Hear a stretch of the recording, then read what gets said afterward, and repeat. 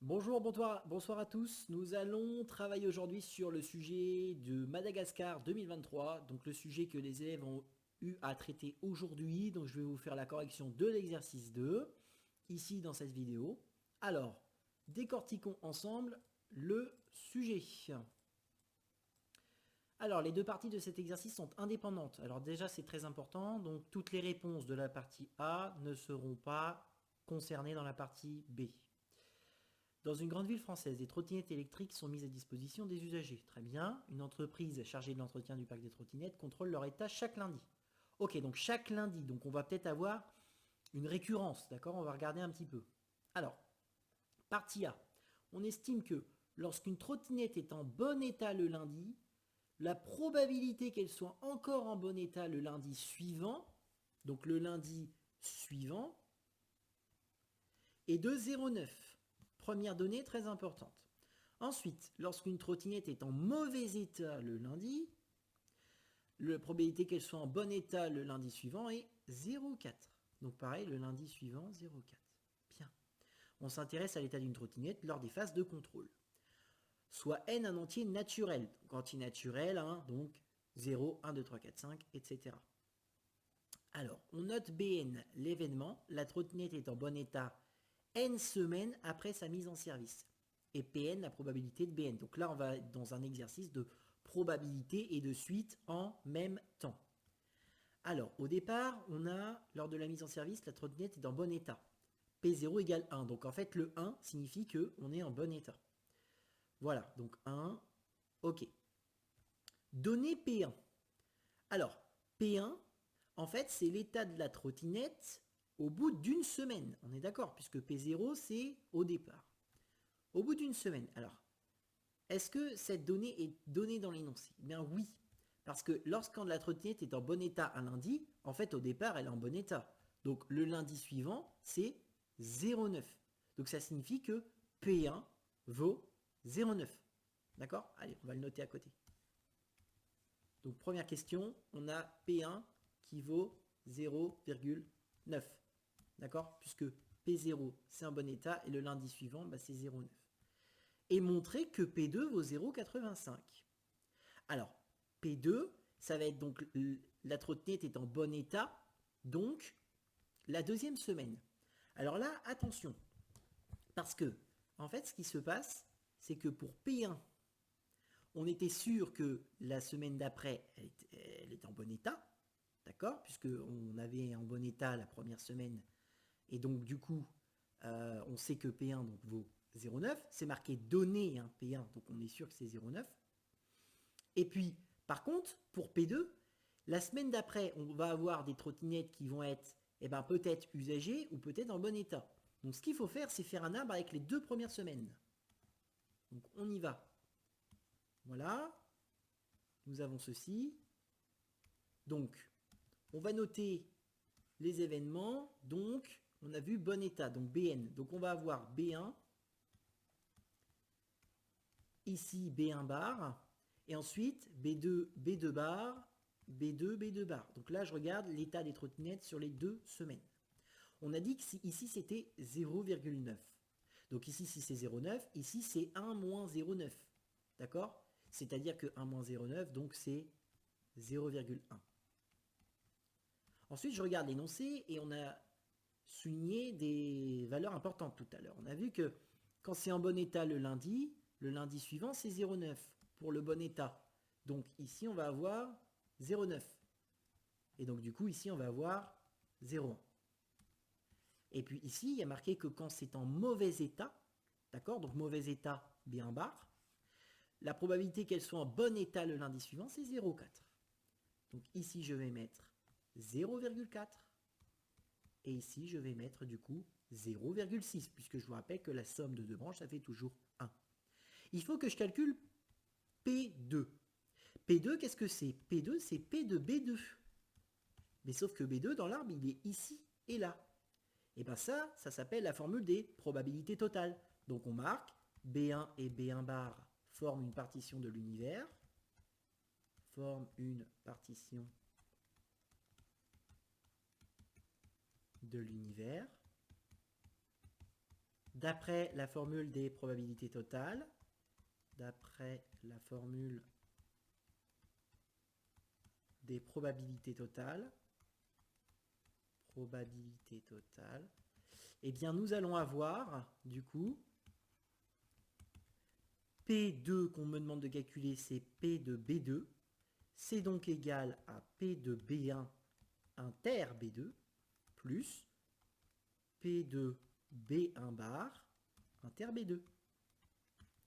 Et de ce fait, je vais donc avoir donc P2 qui va être égal à P de B1 fois P de B2 sachant B1.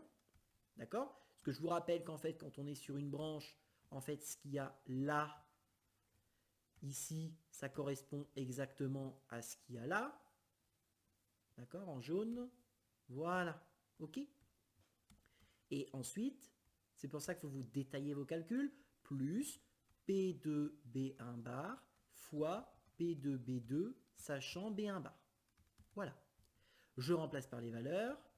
P2 égale, alors P de B1, donc on a dit 0,9 fois 0,9 fois 0,9, d'accord, plus 0,1 fois 0,4.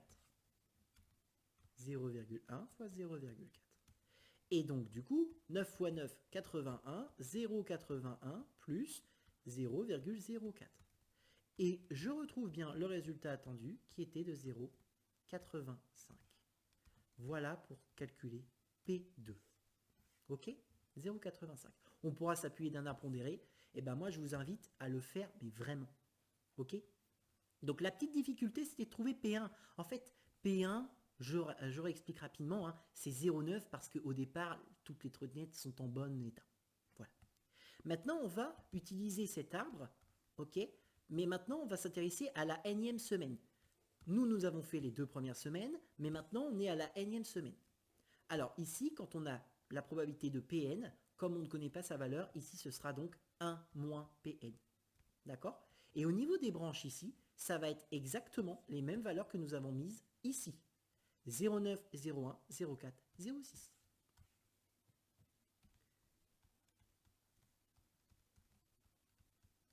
Alors pourquoi ce sont les mêmes valeurs? Parce que dans l'énoncé, on a vu que lorsqu'une trottinette est en bon état un lundi, mais on ne vous dit pas le lundi de quelle semaine. Peu importe si c'est la 36e semaine ou la 40e semaine. Le lundi d'après, c'est 0,9. Donc le lundi d'après, bah, c'est 0,9 ici. D'accord? Donc voilà notre arbre. En déduire que, donc en déduire que, ça veut dire que j'utilise l'arbre qui est là pour répondre à la question. Pn plus 1 vaut tout ça. Pn plus 1, où est-ce qu'il est? Il est là et là. Pourquoi? Parce que je vous rappelle que Pn plus 1, qu'est-ce que c'est? C'est la probabilité de Bn plus 1. D'accord? C'est le même principe que ce qu'on a fait tout à l'heure ici, pour P2. Sauf que si, c'est Pn plus 1. Qu'est-ce qu'on fait? La formule des probabilités totales. Allons-y pour la question 3. Alors, je vais changer de page. Hop. Et je vais me mettre ici. Allez, on y va. Donc, question 3. Donc, on va marquer Bn et Bn bar forment une partition de l'univers. Forment une partition de l'univers. On remarque la phrase. D'après la formule des probabilités totales.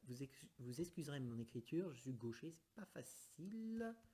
La formule des probabilités totales. Proba total. Allez, j'abrège un petit peu parce que c'est comme tout à l'heure. P de n plus 1. Qu'est-ce que c'est? C'est la probabilité de Bn plus 1. Et donc, du coup, je suis les branches de mon arbre. C'est donc la probabilité de, et bah du coup, Bn inter Bn plus 1, plus la probabilité de Bn bar inter Bn plus 1.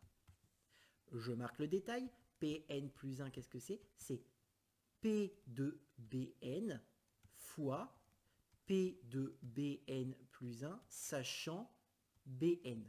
Ok? Plus P de Bn bar fois P de Bn plus 1, sachant Bn bar. Et maintenant, je remplace par les valeurs, comme tout à l'heure. Alors, Combien vaut P de Bn? En fait, c'est Pn. D'accord? Pourquoi? Parce que c'est ce qu'on a marqué, c'est ce qui a marqué ici. D'accord? Le Pn qui est là. Pn, c'est P de Bn. D'accord? Pn, c'est P de Bn. On ne confond pas la proba et l'événement. D'accord? L'événement, c'est Bn. La proba de l'événement Bn, c'est Pn. Voilà.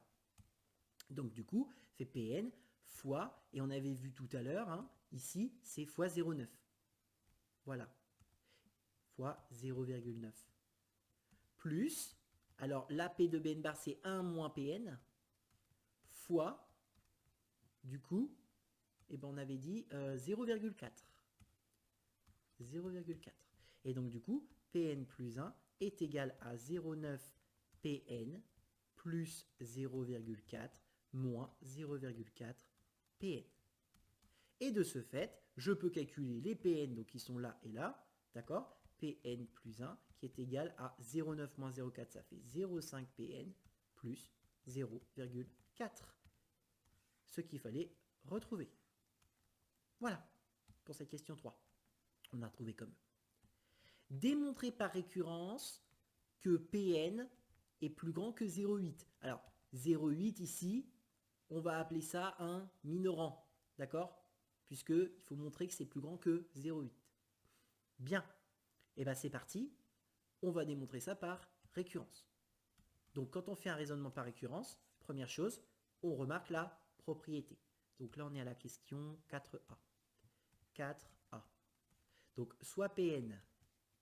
Alors le problème c'est que la proposition Pn avec les probas Pn, c'est pas terrible. Du coup, qu'est-ce qu'on va mettre comme lettre? Nous allons prendre la lettre Q. Donc soit Qn, la proposition, donc du coup, on veut que donc du coup Pn soit supérieur ou égal à 0,8. Voilà. Allez, initialisation.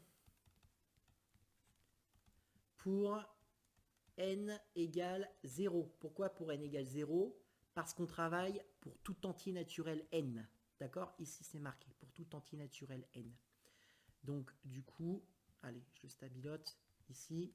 Et donc, de ce fait, on fait pour n égale 0. Alors, on sait que P de 0, ça vaut 1. On avait dit que ça valait 1. Or, 1 est plus grand ou égal à 0,8. Bon, c'est plus grand strict à 0,8, mais on va marquer supérieur ou égal à 0,8. Donc, de ce fait, on a bien P0 qui est supérieur ou égal à 0,8. D'accord? Donc, la proposition est vraie au rang n égale 0.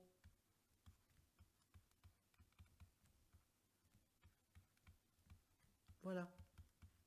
On passe maintenant à l'hérédité. Hérédité.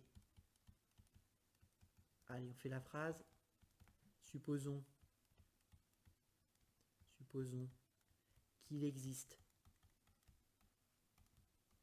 un certain entier K,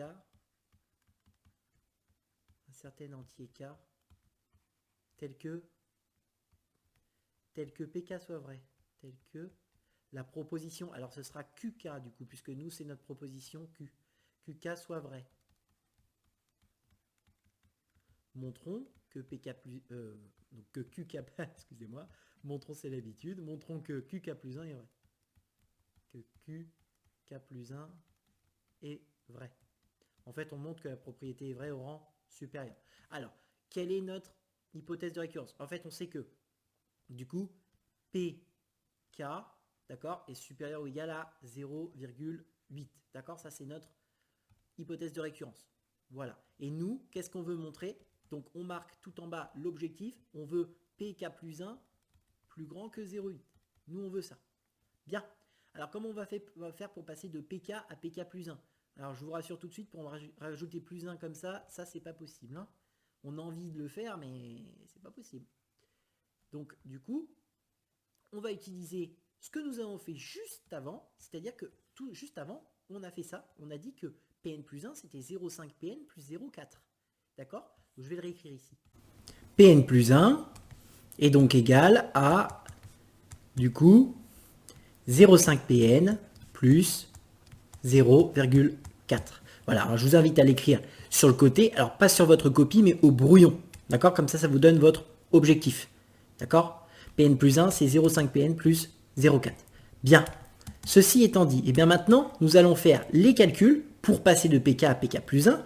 Donc ici, je vous rappelle que le pk qui est là, que je fais en vert, il est là. Donc première étape, je vais multiplier par 0,5. Et ensuite, j'ajouterai 0,4. Allons-y. Donc du coup, on va faire 0,5 pk plus grand que 0,4. Pourquoi? Parce que j'ai fait fois 0,5 de chaque côté. D'accord? Donc la moitié de 0,8, c'est 0,4.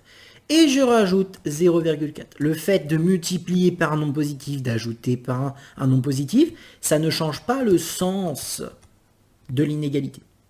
D'accord? Donc du coup, on y va, plus 0,4, plus grand que 0,8. Et hop, j'ai retrouvé exactement ce que je voulais. Donc je marque que la propriété est vraie au rang K plus 1.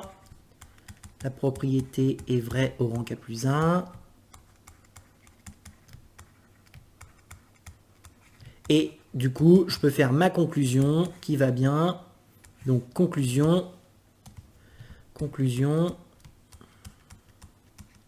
Alors, qu'est-ce qu'on va marquer dans la conclusion? Dans la conclusion, on marque ce qu'on vient de faire. Donc les deux premières étapes.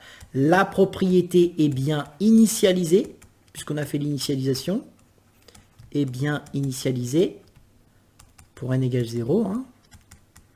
Initialisée et est héréditaire. Puisqu'on a dit que la propriété est vraie au rang K plus 1. Donc par récurrence,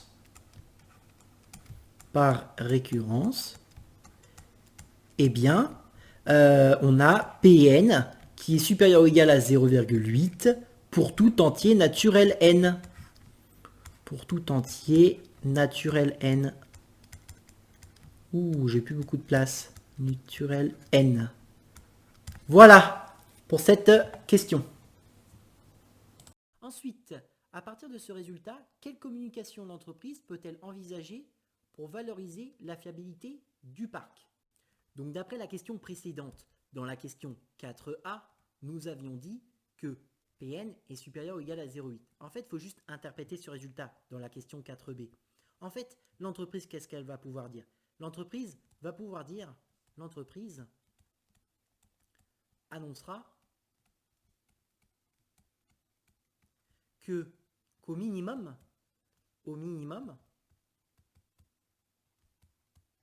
80% des trottinettes seront en bon état.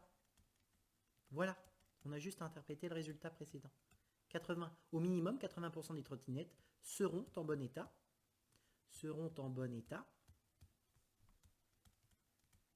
Donc, on peut mettre à long terme.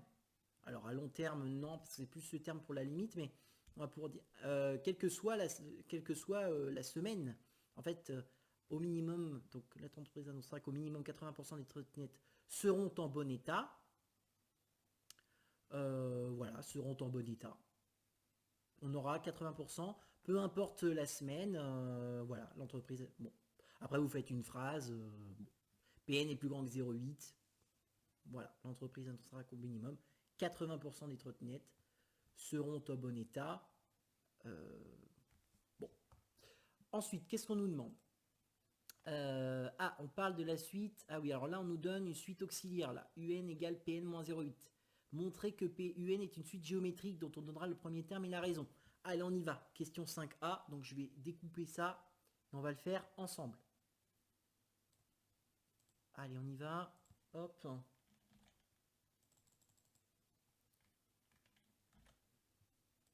Je colle ici. Voilà. Allons-y. Donc, on nous donne donc UN. Il faut montrer qu'elle est géométrique. Très bien. Donc, la formule 5a, on calcule UN plus 1. Donc, on remarque UN qui vaut Pn moins 0,8. Et on calcule UN plus 1 pour montrer que c'est 0,5 Pn plus 0,4. On remet le moins 0,8 au bout. Et donc, on peut calculer ici les deux nombres décimaux. Donc, ça fait 0,5 Pn moins 0,4. Et là, ici, on arrive à une étape où eh ben, il faut faire apparaître UN. Alors, comment on va faire? En fait, ici, je vous ai remarqué quelque chose de très important. En fait, UN égale PN-0,8, ça c'est ce qu'il y a dans l'énoncé, mais en isolant PN là, on se retrouve avec PN qui vaut UN plus 0,8. En fait, le moins 0,8 là, je le mets à gauche, ça fait UN plus 0,8. Donc, je vais remplacer le PN qui est là par UN plus 0,8. Comme ça, j'ai fait apparaître mon UN. Et donc, du coup, ça me donne, en développant, en faisant la simple distributivité là et là, j'obtiens du coup 0,5 UN plus 0,4 moins 0,4. Et donc du coup, j'obtiens bien l'expression d'une suite géométrique. Voilà, j'ai une suite géométrique. D'accord? UN est une suite géométrique. Alors on va le marquer, on va faire une phrase qui va bien. Donc on marque ici UN est une suite géométrique. Suite géométrique de raisons géométriques. Ah, hop.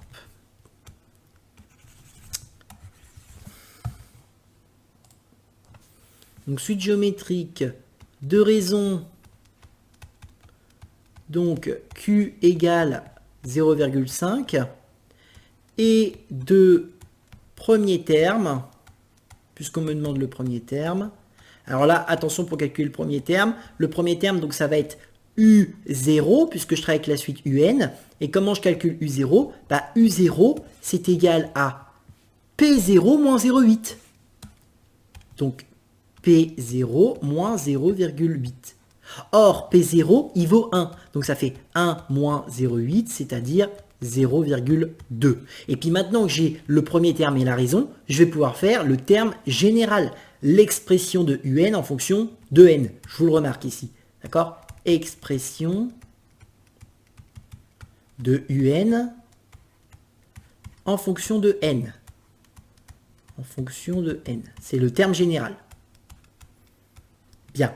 Donc, la formule, c'est UN égale donc UP fois Q puissance N moins P. D'accord? Et donc, du coup, ça nous donne U0 fois Q puissance N moins 0. C'est-à-dire, du coup, 0,2 fois 0,5 puissance N. Et là, attention, attention, il est interdit de faire 0,2 fois 0,5 puissance N. Je vous le remarque. En fait, quand vous faites 0,2 fois 0,5 puissance N, ce n'est pas du tout égal à quoi? Parce que si vous faites 0,2 fois 0,5, ça fait 0,1. Donc ça fait 0,1 puissance N, ça c'est pas vrai. Hein. D'accord? Ça c'est, on n'a pas le droit de faire ça. Donc attention. Hop.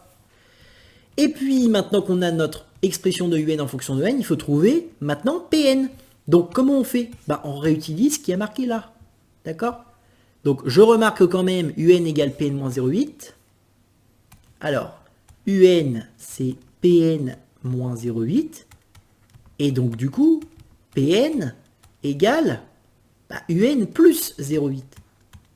Mais du coup, je peux trouver Pn. Pn, il vaut 0,2 fois 0,5 puissance n plus 0,8.